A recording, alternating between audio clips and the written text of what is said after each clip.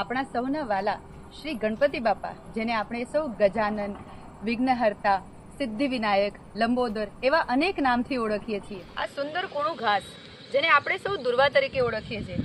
તમને ખબર છે, ગણપતિ બાપાને દુર્વા ખૂબ જ પ્રિય છે. ઘણા સમય પહેલા અનલાસુર નામનો એક રાક્ષસ હતો, ખૂબ તેજસ્વી, માયાવી.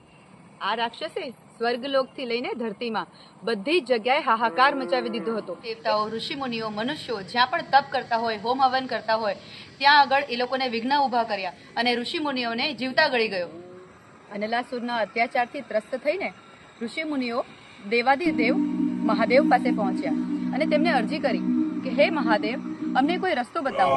ત્યારે મહાદેવે આ કાર્ય પોતાના વહાલા પુત્ર શ્રી ગણેશને સોંપ્યું. ગણપતિ બાપાએ અનલાસુર સાથે મહાયુદ્ધ કર્યું અને આ યુદ્ધના અંતે ગણપતિ બાપાએ અનલાસુરને પણ આખે આખો જીવતો ગળી લીધો. કે અનલાસુરની અગ્નિએ ગણપતિ બાપાનું શરીર અંદરથી બાળવા માંડ્યું.